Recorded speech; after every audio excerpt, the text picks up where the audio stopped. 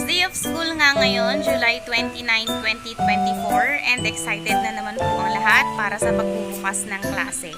At dito nga po sa mga oras na ito ay naghihintay po kami na mag-start ng flag ceremony. Kaya nagpapakute pa lang po muna kami dyan ng mga co-teachers ko.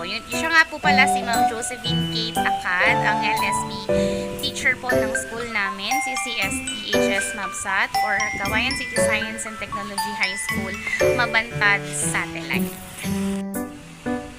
At ito na nga po yung exercise ng mga bata. Tapos na po kami dyan kumanta ng Lupang Hinirang.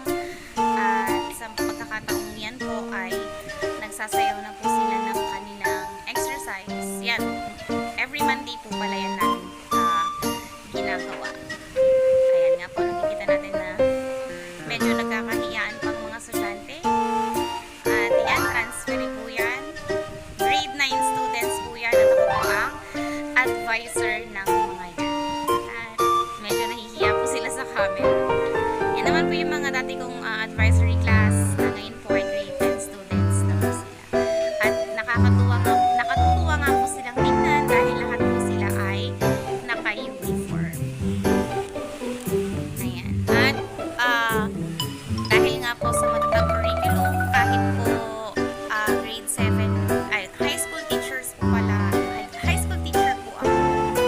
And meron po akong 7 na loads, 7 prep din po. Ang mga subject po na naibigay sa akin ay yung sa grade 7, AP 7 or Araling Panlipunan 7, English 8, Filipino 9, ESP 9, AP 10, and ano yung isa? MAPE 10. 6 loads lang po pala.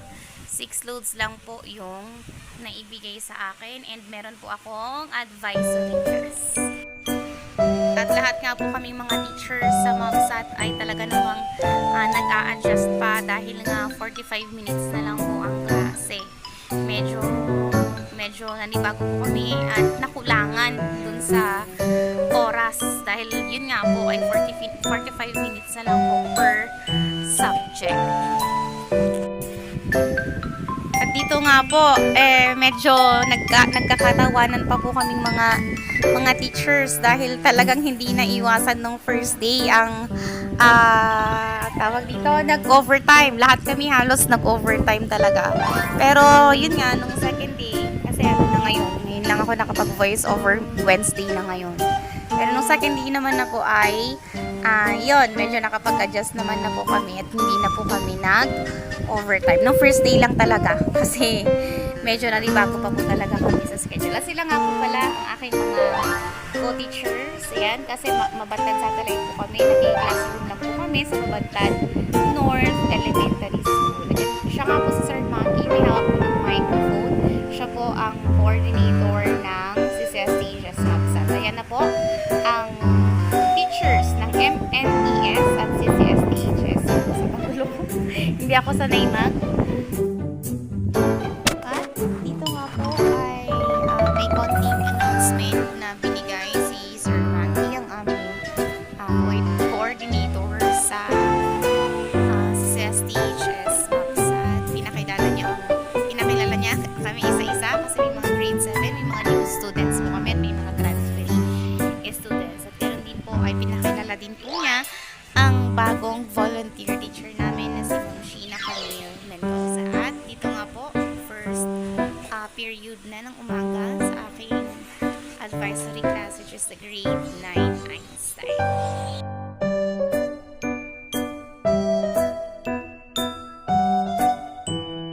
Papakita lang po ako ng ilang pictures and ilang video clips sa mga naganap sa aming klase sa Philippines.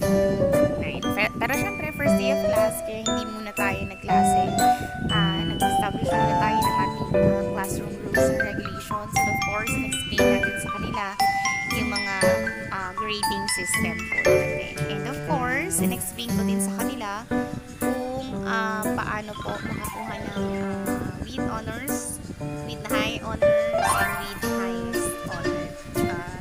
Sa kanila yung mga points, yung mga equivalent,